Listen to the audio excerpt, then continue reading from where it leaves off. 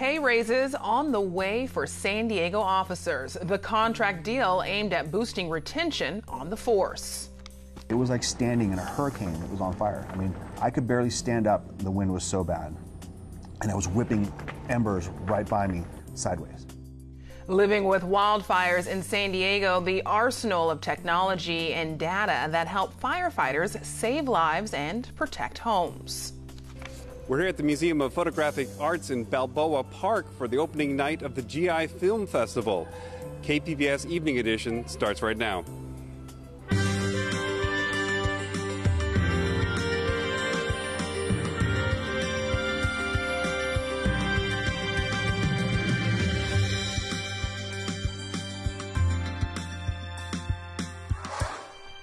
Good evening and thanks for joining us. I'm Ebony Monet. Today, San Diego Mayor Kevin Faulconer announced a deal to increase police salaries next year. KPBS Metro reporter Andrew Bowen says officials hope it will help the city attract and retain more officers.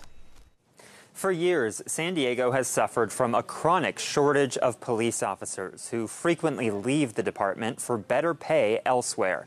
The deal announced Wednesday would give officers 4 raises starting next July. By 2020, they'll be making about 25 to 30% more, depending on experience. Faulconer says San Diego ranks low in police compensation. We'll never be the top of the scale, even with this, but we have opportunities within our police department that you don't find in other departments.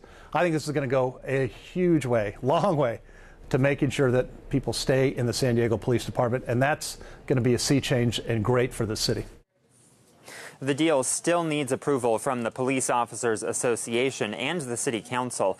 It's estimated to cost $66 million at a time when the city is already facing multi-year budget deficits. It's still not clear how the police raises will be paid for. Andrew Bowen, KPBS News.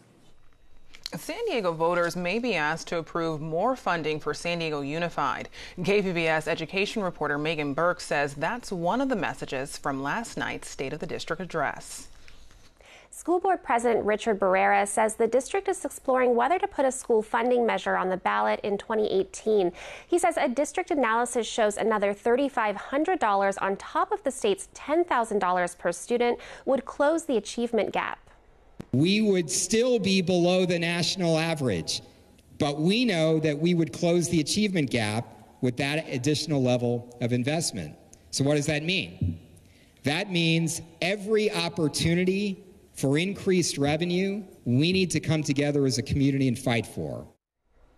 Now, the district's fiscal management has faced scrutiny. Last year, it had to cut $124 million to contend with rising pension costs and falling enrollment. Barrera says the ballot measure would not be a bond nor a parcel tax that needs a 2/3 majority. He pointed to a recent court decision that could let citizens' initiatives pass with a simple majority. Megan Burks, KPBS News. A federal program to help people most at risk for diabetes and other preventable diseases is on the chopping block. KPBS City Heights reporter Taryn Minto has more.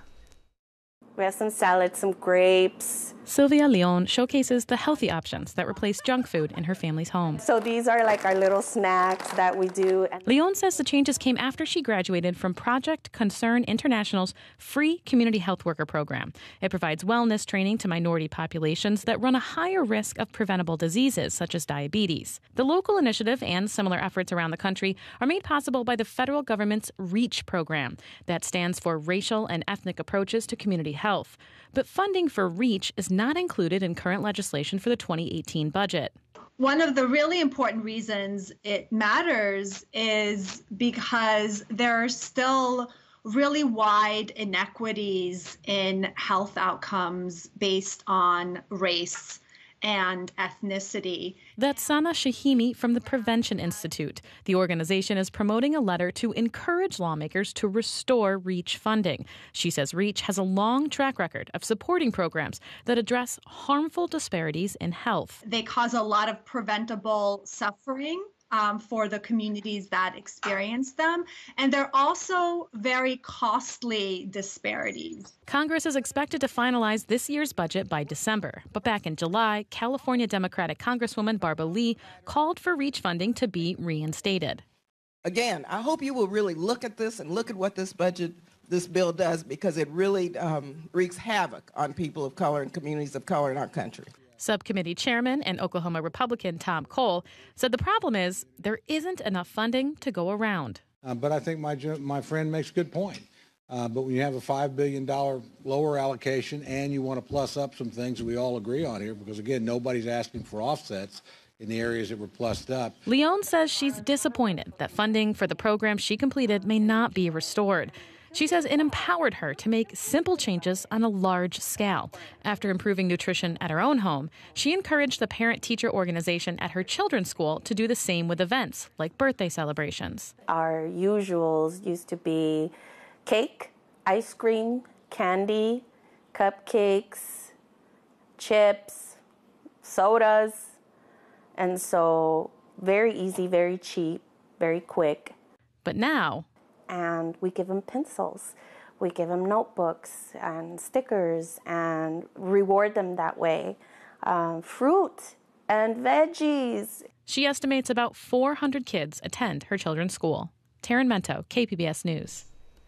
Starting today, you can own a piece of San Diego sports history. The Hall of Champions is auctioning off part of its collection after closing over the summer. KPBS's Matt Hoffman shows us some of the items up for bid. Everybody remembers Tony as a great hitter. Mr. Padre collected 3,141 hits, but he also earned 5 gold gloves during the course of his illustrious career.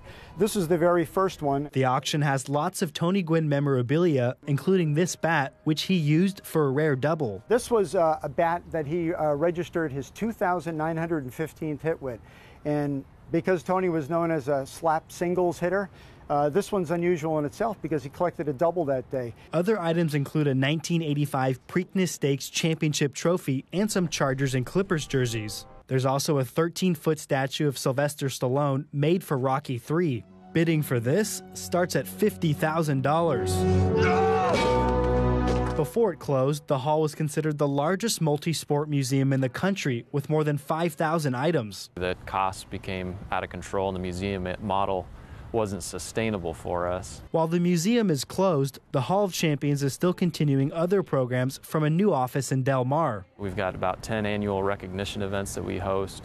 We've got a number of community outreach programs. We've got the Breitbart Hall of Fame, which just opened down at Petco Park. The Hall's auction runs through November 4th. Matt Hoffman, KPBS News. I'm Judy Woodruff. On the next news hour, Miles O'Brien explains a breakthrough discovery sparking a new era in astronomy. That's Wednesday on the PBS NewsHour. San Diego County residents are less prepared to evacuate in an emergency situation than they were 10 years ago, according to a new survey by the San Diego Office of Emergency Services. 50% of survey respondents said they were prepared to evacuate their homes. That's down from 74% in 2007, when some of the worst wildfires the area has ever seen ripped through parts of the county. And 38% say they have an emergency plan in place, down from 50%. Board of Supervisors Chairwoman Diane Jacob says the county has made many improvements in how wildfires are fought, but they can't alleviate the threat entirely. It will happen again. We don't know when, but let's be prepared. Jacob was joined by Mayor Faulkner and others to mark 10 years since the wildfires killed 10 people and scorched nearly 600 square miles in 2007. The wildfires that tore through San Diego County 10 years ago destroyed 1,600 homes. KPBS reporter Allison St. John visited 2 couples who lost everything when their homes burnt to the ground. She asked how the experience has changed them. Bobby Lofton was at home on the La Jolla Indian Reservation when the Pumacha fire came blazing along the ridge behind his home on Palomar Mountain. It's changed my life. I can't help it. I don't know how other people think, but like I said, things are not important anymore. I mean, material things. I don't take life for granted. I mean, we could have easily been burned too, but you know, I was the last one here. I thought I can get the hose, but it was way up there, and I go, it can't come down here. But it did come down. Bobby's wife, Donna, remembers the smoke. When I left, I looked out the window, it looked like hell.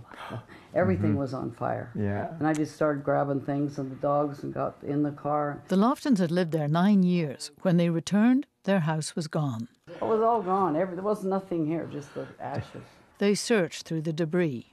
And I even went to look into my filing cabinet, and I thought, oh, it's in good shape. Opened it up, everything black in there. Yeah, all my papers and everything. It was a little angel left, it didn't burn. Here's Donna's advice. If anything should happen, be sure to get your pictures and your papers. That's the most important of all. Tribal Insurance, Ammer and Risk rebuilt their home, bigger than before and with a fire-resistant roof and closed attic vents. But one of the only mementos in the Loftons' home of their life before the fire is this photo, saved because they'd given a copy to their parents. That's a treasure, because that's your wedding, you know. Back in town, Mary and Buddy Cater live in the middle of a subdivision in Rancho Bernardo, but they too lost their home and everything in it in the Witch Creek fire. Like the Loftons, they have a new home now, but the first thing you see inside the front door is one of the few things that survived the fire. Mary found it in the remains of their washing machine. This is a corner piece of a quilt that didn't burn that my mom had made. These were all that I could salvage. They were all ended up stuck together, but you can see where the singed burn, and it's just pictures of my kids when they were little. I lost their baby albums. When the Caters were awoken by a reverse 911 call and evacuated around 6 a.m., they expected to be home in a few hours. We were in two different vehicles. She had the kids, I had the dogs. And I knew we were coming back. I didn't even think twice. I'm like, this is crazy. Why'd they make me get up so early? They drove to a friend's house where Buddy played pool and Mary watched the news on TV. All I remember is Mary screaming at the top of her lungs. And I'm like, oh my gosh. That's when he heard the scream because I knew it was our house. And so the kids came running from downstairs. He came in from inside. And at that moment, we cried as a family. And that was it. She walked upstairs and called their insurance company. From that moment on, she says, rebuilding their life became a full-time job. The biggest thing, inventory, everything you have, from, your shoelaces to your Maserati. I mean... But nobody's going to really do that, though. It's not feasible to me. For Buddy, the big question is why, when they'd insured their home for 25% above its replacement value, did they discover they were underinsured by $50,000? Well, how much does it cost per square foot to build a house? You don't know. I still don't know because I don't know if the rates have gone up. The Caters had to fight their insurance company to rebuild, an experience that ultimately Mary says was empowering. The biggest thing we learned was being your own advocate. Every gadget, everything that had to be replaced, and doing the property list and negotiating and talking and insurance meetings and all of that, that's became my life for 2 years. The Caters and the Loftons both rebuilt, but it took years to create a new home, and life will never feel as safe as it did before the wildfires of 2007. Well, sometimes when the weather's very windy, That's always we get kind of nervous, and whenever we're coming home and see smoke somewhere, we still, we look and we'll think, oh dear, I hope that's not up our way. Alison St. John, KPBS News. The wild cards in wildfires are wind, heat, direction, and terrain. But San Diego firefighters say they're boosting their odds at snuffing out the next large-scale blaze. KPBS investigative reporter Amita Sharma takes a look at the technology amassed since the catastrophic 2007 wildfires.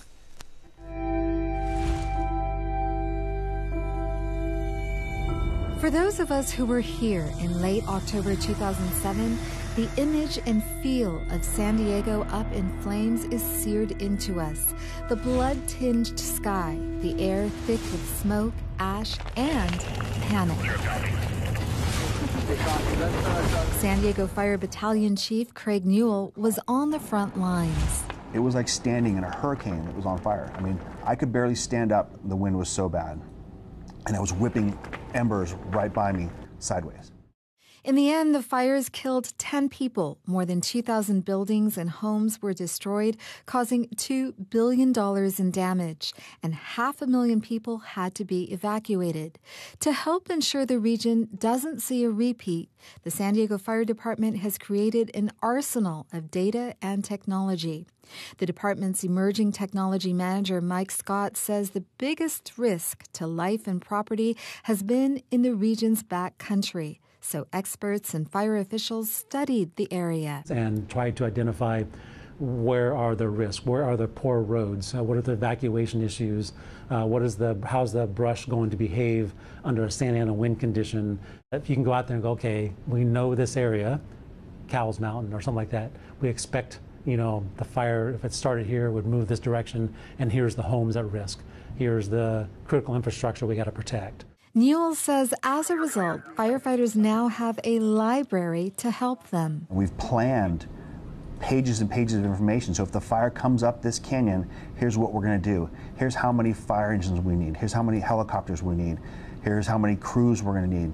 Newell says the information dubbed the Wildland Plans also contains evacuation triggers. So if the fire comes down San Clemente Canyon on a wind-driven fire like we had in the Witch Fire and the Cedar Fire, we know when to start evacuating the neighborhoods so that we allow time for people to make the announcements, for people to get out of harm's way.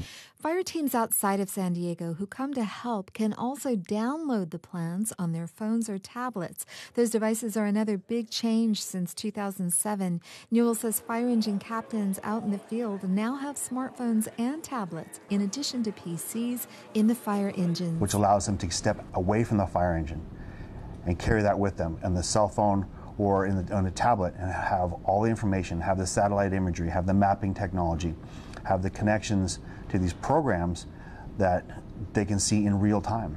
And it allows them to check weather apps, a crucial tool for firefighters. At one point, the wind may not be to where our position is, but in an hour it will be.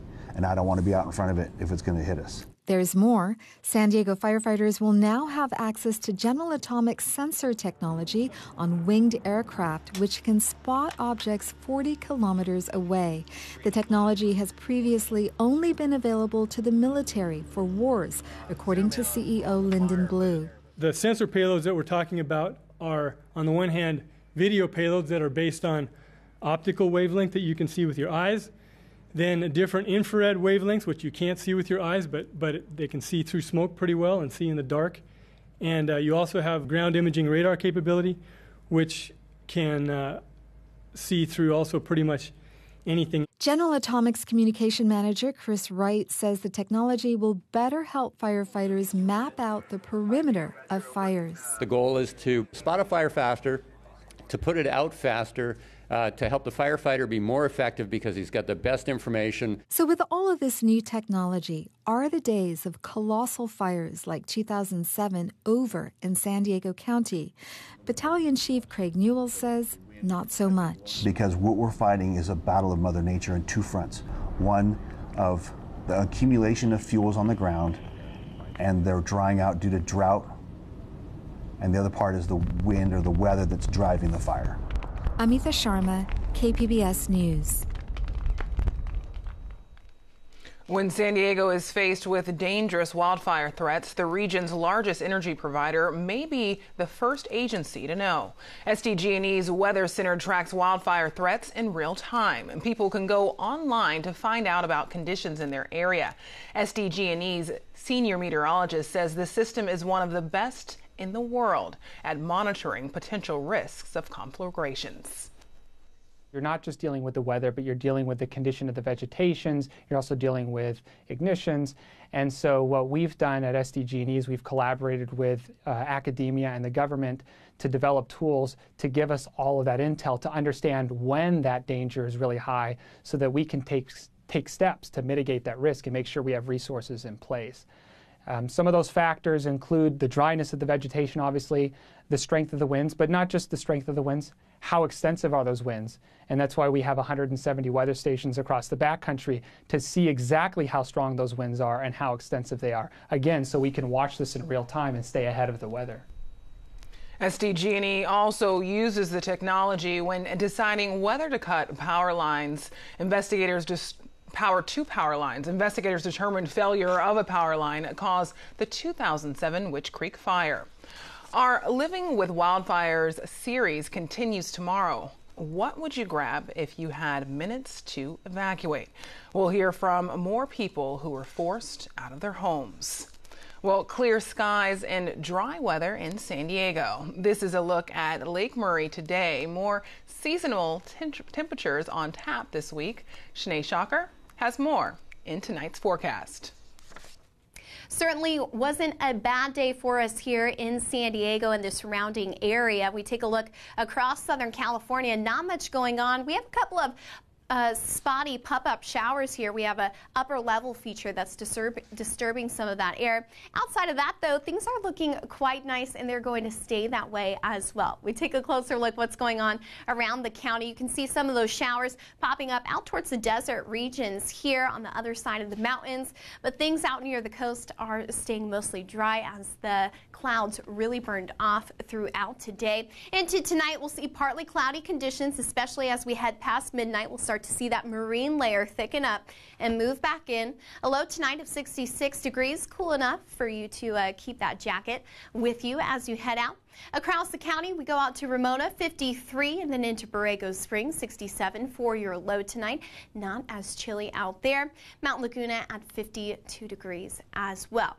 Now, as we head into our Friday, we have a new front that's coming Thursday night, so we'll continue to see maybe a spotty drizzle here or there from Thursday night into Friday. Most of that moisture, however, is going to be held off really north of I-80 here in San Francisco, so not so much affecting us here. But for tomorrow during the day, mostly dry. We're looking at some warmer and nice weather here. Let's pop around the area, see what's going on for your Thursday. 81 degrees into Ramona, 69 into Mount Laguna. We're looking mostly clear skies. Once again, those clouds burning off as we head throughout the rest of the day. Here's a look at your extended forecast for the coast. We're going to cool off into Friday with that cold front, but then things begin to warm back up, and into Monday, climbing back into 90 degrees. That's also the pattern that we're seeing inland, except we're going to be making it into the hundreds, the triple digits for us here on our Monday. The mountains also warming up for the weekend, but we are going to remain very sunny as well. And this continues into the deserts, however, with temperatures making their way into the 90s. For KPBS News, I'm Shanae Shocker. The GI Film Festival San Diego opens tonight. The festival runs through Sunday at theaters around San Diego. KPBS military reporter Steve Walsh is at the Museum of Photographic Arts in Balboa Park. Steve, what are you seeing? Well, that's right, Ebony. So tonight, the GI Film Festival opens with a screening and reception featuring the Two Sides Project. It's a film about a group of adult children whose fathers were killed in Vietnam.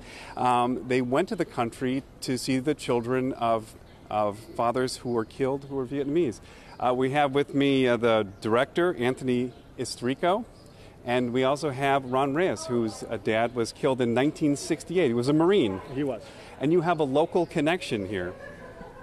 Camp Pendleton. Yeah, Camp Pendleton. Actually, my father went to MCRD right here in San Diego, and that's where he did basic training in '67, and then went over to Camp Pendleton to train for infantry training. So this is, I've seen this film. This is a very powerful subject. Where did you get this idea, though? So Margot Carlson-Delonia, who's one of the Gold Star kids that came with us to Vietnam, is a friend of mine for about 15 years. And she called me one day out of the blue and said, I have this idea. I'm going to Vietnam in December. And that's how it began. She had arranged for the Vietnam USA Society to set up these meetings with Vietnamese kids who lost their dads in the war. And we planned, we fundraised, and off we went. You know, again, this is a powerful idea. You had to meet the children on the other side, Vietnamese children. What did you expect when you went over there? Well, I didn't know what to expect. Are we going to be angry? How's it going to be? How are they going to feel? And in the very first meeting, in a very short period of time, we realized we all had this very common bond on both sides. No one asked to take our fathers, but we both lost them in war. And how do you grow up like that? So did you feel you received any closure from this? Oh, absolutely. And I feel like I got more of a mission to move on and really kind of just spread that, to talk to more people, to share stories. So your father died not too long after you were born, so you never even met him. No, I was 4 weeks old when my father was killed in Quezon during the height of the Tet Offensive. So was this a way to honor his memory? Do you feel you know him a little better? Yeah, absolutely. There was some connection. I've been fortunate to meet all the men that were with my father, but the last component was that what was it like in the country? And to stand on that ground, to stand on that very spot that my father stood on was pretty powerful. Real quickly, this is a project, so you're going to do this again? Well, Margot has set up the Two Sides Project as a foundation that will take other children who lost their fathers in conflict, not necessarily just Vietnam, but any conflict where someone's lost someone. All right, well, that's where we're going to have to leave it. Again, the film is the Two Sides Project. It is at 7 o'clock at the Museum of Photographic Arts. GI Film Festival goes through Sunday. Live from Balboa Park, Steve Walsh, KPBS News. You can find tonight's stories on our website, kpbs.org/evening edition. Thanks for joining us. Have a great night.